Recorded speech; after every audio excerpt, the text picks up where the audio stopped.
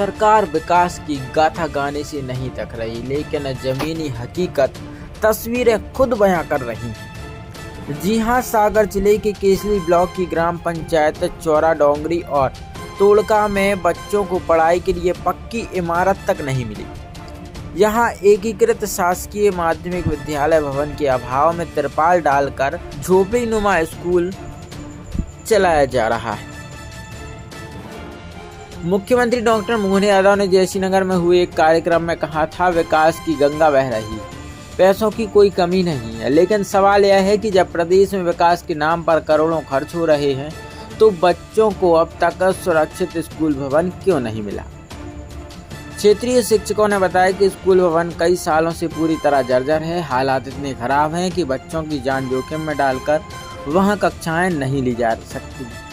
मजबूरी में शिक्षक और ग्रामीण मिलकर स्कूल के बाहर तिरपाल डालकर पढ़ाई करवा रहे। शिक्षकों का कहना है कि इस स्थिति की शिकायत कई बार ब्लॉक शिक्षा अधिकारी और जिला शिक्षा विभाग से की गई, लेकिन कोई ठोस कदम नहीं उठाया गया। बच्चे बरसात और धूप में भी इसी तिरपाल के नीचे पढ़ने को मजबूर हैं। हमारे यहाँ पे 4 स्कूल आते हैं। इसमें सबसे पहले चौरा डोंगरी, जिसमें 1 से 8 तक क्लास जारी है, जो एकीकृत माध्यमिक शिक्षा है। उसके बाद दूसरा है पलरई और तीसरा है तोड़का और चौथा है नैनी। इनमें तीनों में बिल्डिंग की रिक्वायरमेंट है। हम लोग के द्वारा BRC में दिया गया है, पत्र दिया गया है, लेकिन अभी तक कोई भी इस प्रकार की बिल्डिंग का कोई भी प्रावधान नहीं है।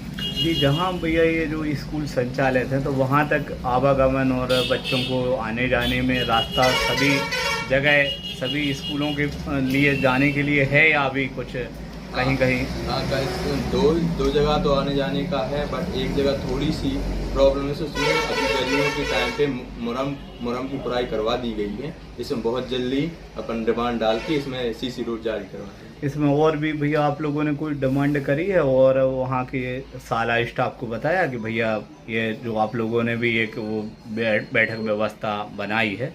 जी तो बच्चों वो हम लोग ने निजी पैसा से क्या एक ही कक्षा में 1 से लेकर 8 तक स्टूडेंट पढ़ नहीं सकते, तो हम लोगों ने एक अस्थायी व्यवस्था बनाई है, जिसमें नेट की व्यवस्था की गई है और उसमें 1 से लेकर 3 तक की क्लास लगती है। जो आप लोगों ने अस्थायी व्यवस्था जो बनाई थी बच्चों को क्लास और टीचर को पढ़ाने के लिए, तो उसको कभी आपके संबंधित अधिकारी ने देखा है? यहाँ शिक्षा विभाग से कोई गया? BOB अभी कोई नहीं गया देखने।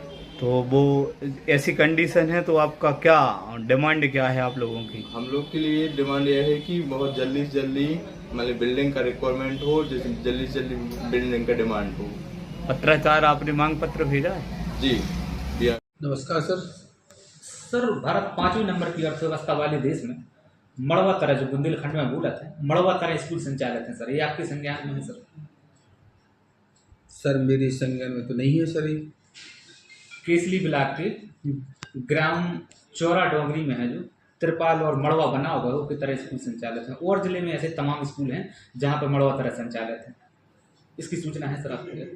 मेरे पास इसकी सूचना नहीं है, मेरे संज्ञान में नहीं आया जी। हो सकता है क्योंकि हमारा ज़्यादातर जानकारी मिलती है हमको जी, तो हमारी शिकायत 9 से 12 की मिलती है हमको, क्योंकि हम लोग हाई स्कूल और हायर स्टडी के लिए भवन उपलब्ध कराते हैं या उनको अतिरिक्त की मांग करते हैं, ठीक है।